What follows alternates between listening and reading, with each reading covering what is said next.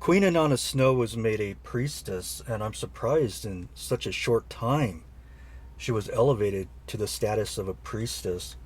And I would argue that this is what you see in false religions. Now, the thing that concerns me about Queen Inanna Snow is that she doesn't seem to have any regard for factual information, historical data. The thing about the Holy Megillah is that it is modern religious propaganda. There is no evidence that it links to the ancient Essenes. Okay, and it almost seems like she has an anti-Christian agenda to promote an anti-Christian worldview. Okay, now, if she's going to claim, and I'm speaking hypothetically, if she's going to claim that she believes in the Holy Megillah because she channeled information from a goddess or whatever, this is entirely subjective, delusional, and, ridiculous. You need to follow historical evidence.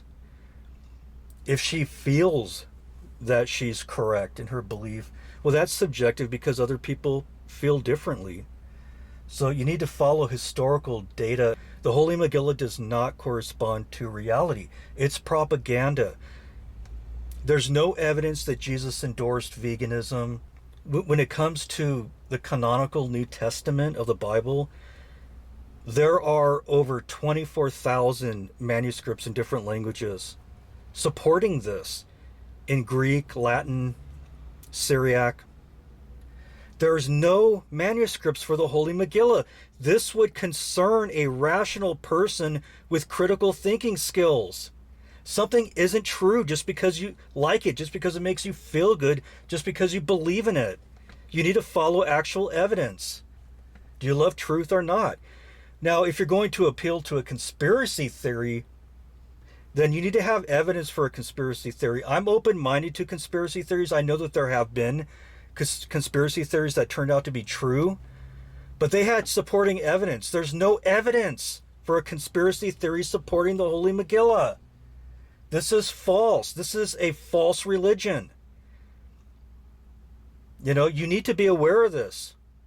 And no matter how much you promote it, that's not going to make it real. It's not going to make it true. This is a delusional belief, and you need to really vet and question the people at this church in Florence. Question them. Ask for evidence. How do we know the Holy Megillah is true?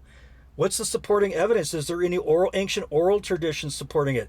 Is there any archaeological evidence? Is there any manuscript evidence? And if they condemn you for asking questions, this should raise a red flag in your mind. These people should have nothing to hide. And if someone's going to claim secret esoteric knowledge that has been concealed from the masses, you need to have evidence for that too. Something isn't true just because people make claims. So this is a ridiculous belief system. This is another Jesus. And St. Paul even warned about another Jesus, another spirit, another gospel in 2 Corinthians 11. Okay, so look at the information in the description. I'm going to end this video.